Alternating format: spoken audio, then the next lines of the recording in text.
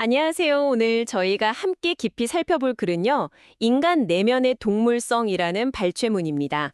이게 인간이 가끔 보이는 좀 상식 밖의 행동, 그래서는 이걸 동물성이라고 부르더라고요.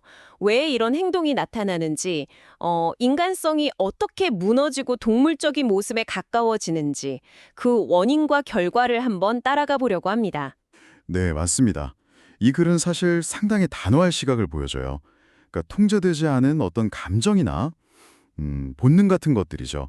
이런 것들이 인간을 어떻게 동물적 수준으로 끌어내릴 수 있는가, 여기에 초점을 맞추고 있습니다.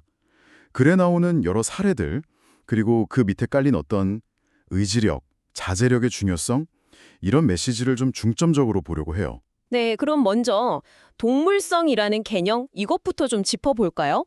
그래서는 이걸 보통의 인간 모습과는 좀 다르게 뭐 법규 같은 건 그냥 무시하고 술에 취하거나 아니면 막 격정에 사로잡혀서 그렇죠. 폭력, 심지어 살인까지 가고 또 공공장소에서 막 소란 피우고 네네. 저속한 말 쓰고 네. 이런 상태라고 하더라고요.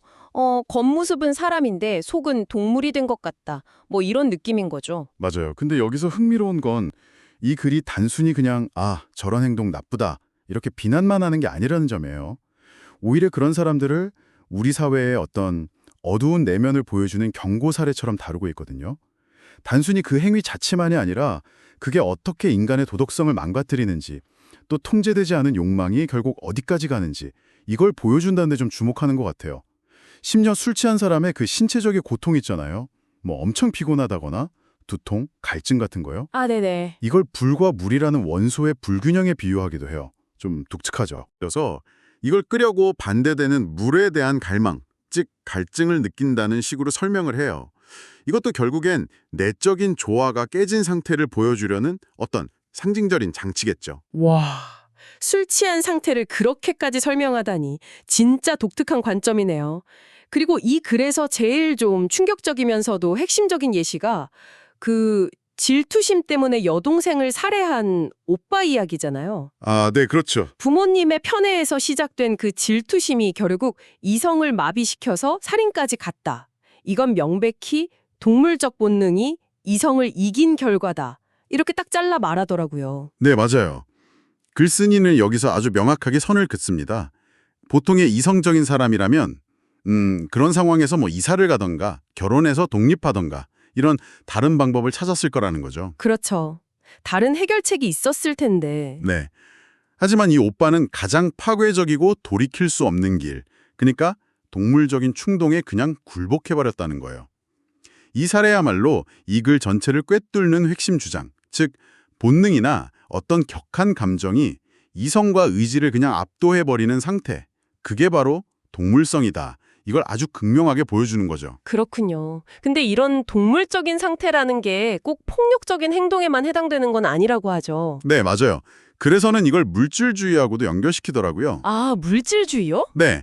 그러니까 정신적인 가치나 뭐 영혼 이런 것보다는 오직 육체적이고 물질적인 욕구를 채우는 데만 막 매달리는 삶의 태도 자체가 이미 좀 동물적인 수준에 가깝다고 보는 거예요. 아, 폭식도 비슷한 맥락에서 예시로 들어요.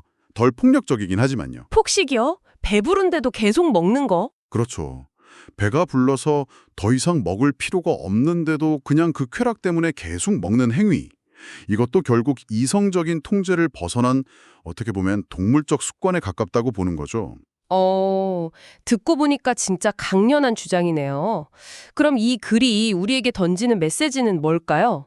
사실 이런 동물적 욕구라는 게 우리 안에도 다 있다는 뭐 그런 뜻인가요? 네, 바로 그 지점을 이야기하고 싶은 것 같아요. 사실 이런 좀 저급한 충동이나 생각은 누구에게나 스물스물 올라올 수 있다는 거죠. 그렇죠. 그래서 글쓴이가 궁극적으로 강조하는 건 바로 의지의 힘인 것 같습니다. 이런 충동을 우리가 의식적으로 알아차리고 또 이성으로 이걸 제어하려는 노력이 필요하다. 이런 강력한 촉구인 거죠.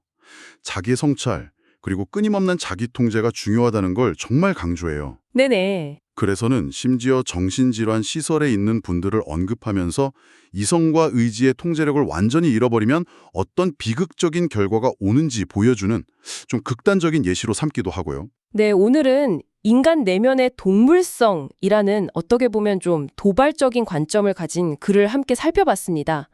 격정에 휩쓸린 폭력이나 술주정부터 질투로 인한 살인, 심지어 폭식까지 이 모든 걸 이성과 의지의 상실, 즉 동물성의 발현으로 보는 그런 시각이었네요. 네, 맞아요. 결국엔 우리 안의 저급한 본능과 이성 사이의 어떤 끊임없는 싸움에 대한 이야기였죠. 근데 여기서 마지막으로 한 가지 더 생각해 볼 만한 질문을 좀 던져보고 싶어요. 아, 네. 어떤 걸까요?